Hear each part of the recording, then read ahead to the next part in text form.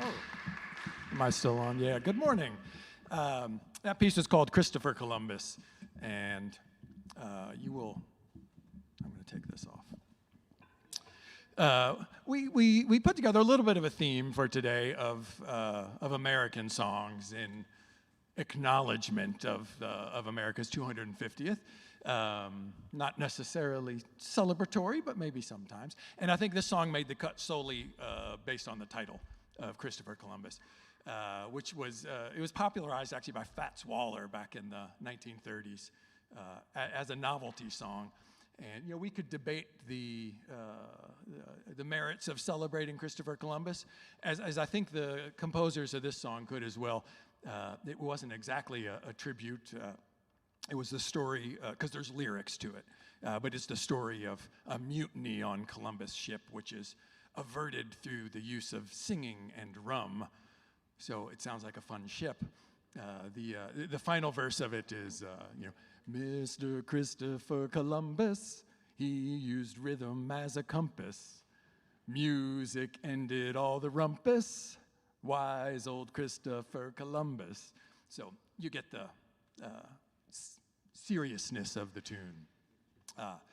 The next one we want to do is O Shenandoah. It's a traditional folk song. History goes back a couple hundred years. It's actually believed to have originated with French-Canadian fur traders that were going up and down the Missouri River. Shenandoah there is a Shenandoah River. This song is not about the Shenandoah River. It's about the Missouri River. And over time, there's been, adaptations of the lyrics and things. And sometimes instead of Shenandoah, it's Sally Brown. Because in Shenandoah, this is a person is Shenandoah, I think, in the lyrics that are most commonly known. But man, and it's been seen so many different forms. It's even been a sea shanty and all those. We're going to play. We will have the yearning for the river will be voiced by the melodious flowing clarinet of Susan Richter. So looking forward to that. Yeah. Yeah. Yes. The clarinet plays the words so well. That's right. Let me, come on, wrong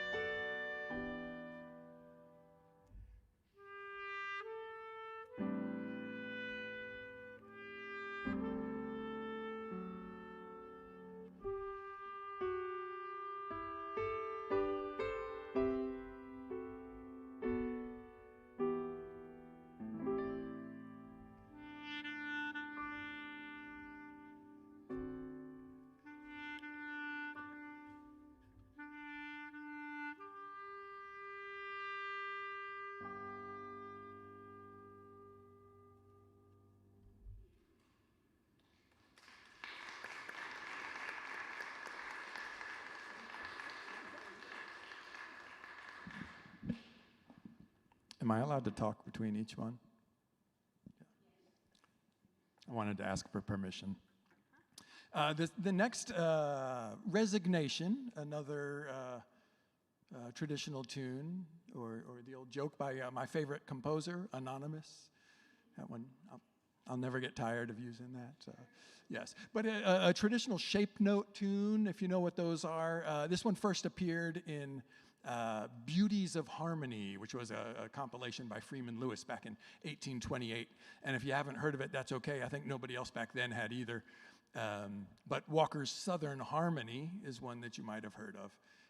And that came out a few years later, and that's really when it got popular. So Resignation, not a tune name that many folks would recognize. Here it's coupled with Land of Rest. This American folk tune, but it's got its roots back in northern England and Scotland. Sort of another theme for the day as influences coming in from outside of America. That's kind of what America's all about, right? Another shape note tune. This one was in the Sacred Harp. Maybe we've heard of Sacred Harp. Susan has, yeah. And for music nerds that like traditional music, and this is true of a lot of religious music as well, the tune will typically have a name, and the song or the lyrics also have a name, and they're sometimes the same, but we often view them as two separate things. And Land of Rest is one of those. When it was first published in Sacred Harp, the name of it was New Prospect. That was the name of the tune. But the words that went with it was, O Land of Rest, of thee I sigh, something along those lines. And then over the years, the tune name got changed to be Land of Rest. And now even if it's used with different lyrics, as is often the case, now the tune is called Land of Rest. And I would just, Michael Hassell, we should just mention, because Susan and I have done Michael Hassell arrangements for at least a decade now, and I always love it. He's one of our favorites, so hope you like it as well.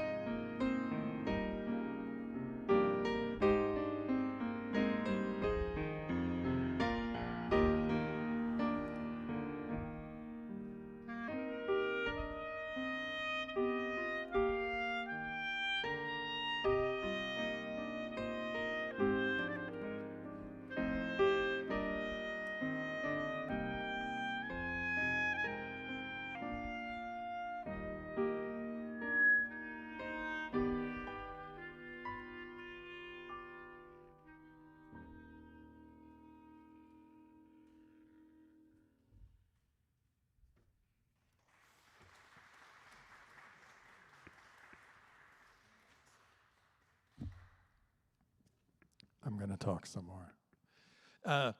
The next piece I think I have listed as America, which right now you probably aren't sure exactly what that tune is going to sound like. You're going, I know a couple things. Is that God Bless America? Is that Oh Beautiful for Spacious Skies?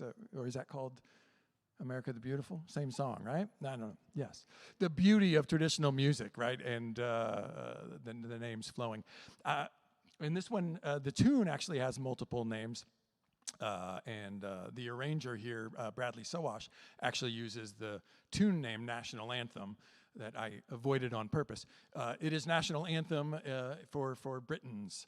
This is the tune you would recognize as God Save the King, which I learned from the Royals website that since 1745, so we're pushing 300 years or something, the lyrics, at least to the first verse, have been unchanged, save for the swapping of the word king and queen, depending on who is in office.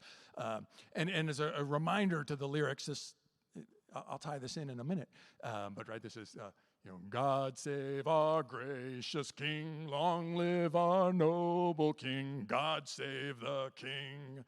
Send him victorious, happy and glorious, long to reign over us. God save the King. Yeah, I love that. We're so happy to be reigned over. Yeah. But so in 1831, Samuel Francis Smith, an American, takes the British national anthem and uses the words, and he uses the title America, but then his words, my country, 'tis of thee, sweet land of liberty, of thee I sing, land where my fathers died, land of the pilgrim's pride, from every mountainside let freedom ring. And subsequent verses use the word free several more times. There's wonderful lines like, long may our land be bright with freedom's holy light. So no accident that he used the tune of God Save the King and said, y'all can celebrate your king, and we're going to talk about freedom and tribute to the country. Sometimes even My Country 'Tis of Thee, the music comes off with that same sort of pomp and bombast, my country 'tis of thee. And that's never really sat well with me, with those lyrics. And one of my favorite arrangers is Bradley Sowash, and he did this lovely arrangement that is much more pensive and reflective. And I think if you're thinking, don't think God Save the King, you have to think my country 'tis of thee.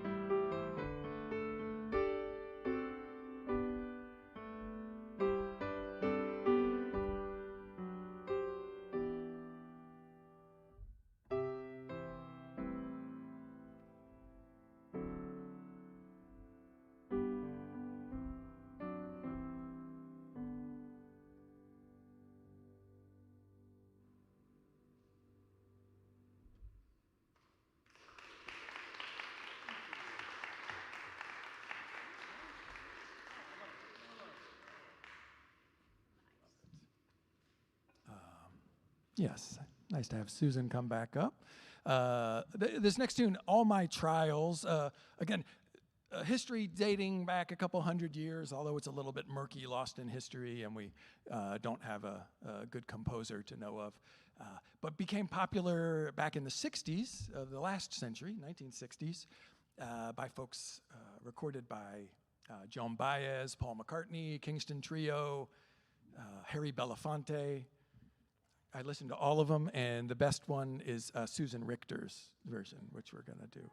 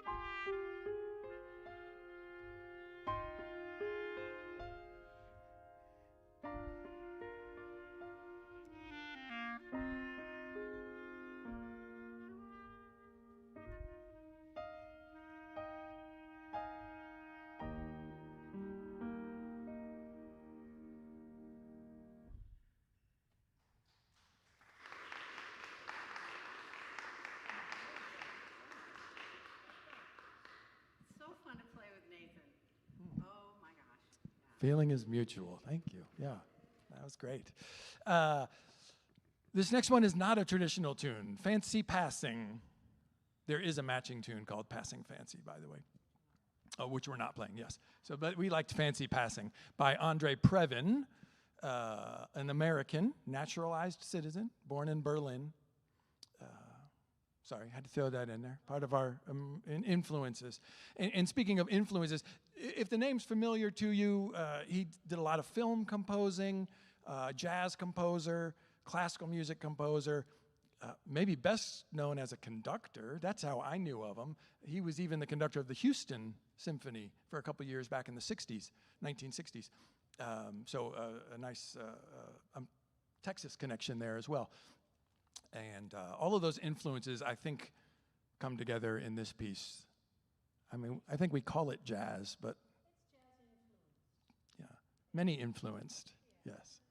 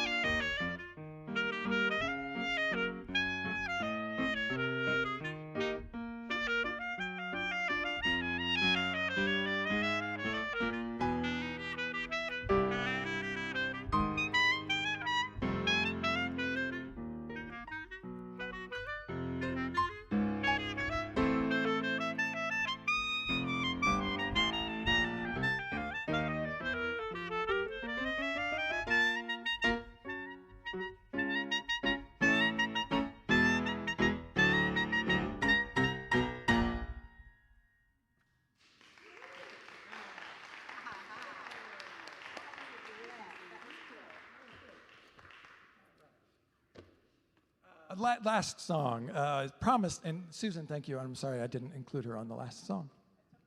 That was a good one to end on too, though. We could just call it. But I'm going to do one more. Yeah. Yes, thank you. Yes. Promised Land, another traditional tune from Southern Harmony, 1835. And when I say it's from there, that's just, the first time it was seen in print. So who knows how long it was bouncing around before that. This one does have a composer, Matilda. I'll need to look at her name. Matilda Durham. So she was an author, music teacher, composer in the early 1800s. And I think that's wonderful. This setting is by Austin's own Joseph M. Martin. And he's a brilliant pianist, choral composer, all sorts of things. So I don't play his music that much because I'm so intimidated, especially because he lives right here in town, I don't want him to know what I'm doing to his beautiful pieces. But Promised Land.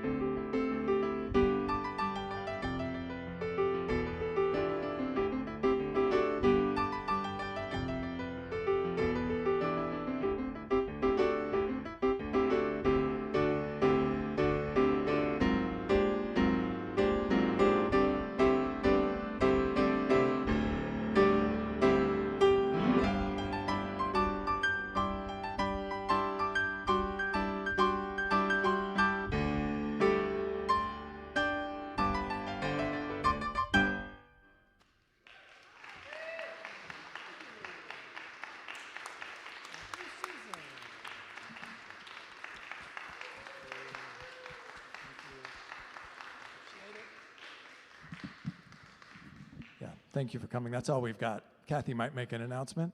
Well, actually, I just wondered if you might do an encore and do Christopher Columbus again, simply because I was so enhanced and I didn't turn the sound on for the first song. And I hate for people not to see It's probably better that way. Yeah, it'll be different this time, but yeah, That'd be great. Yeah, sure. Are y'all okay with that? Yeah. We get to hear another version.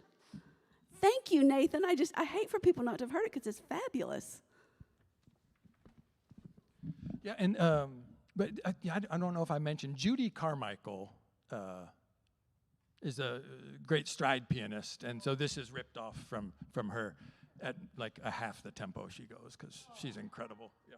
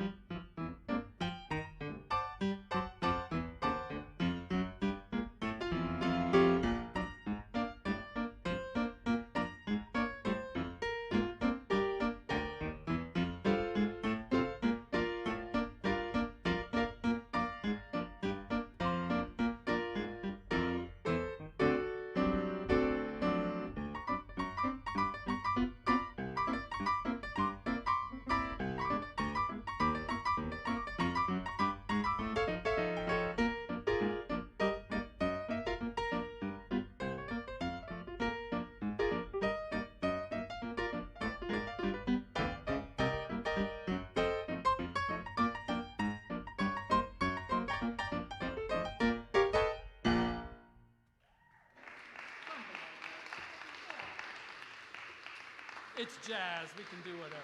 Yeah. Let's give them both another round of applause. That was just fabulous. Susan, stand up and take a bow. And if you're not a regular goer of Central Pres, Nathan's at our keyboards every Sunday, and Susan is usually in the choir or on piano or on clarinet or recorder, or also directs our handbells. So we have wonderful people. Thank y'all for being here. Thank y'all for doing the concert. What a treat.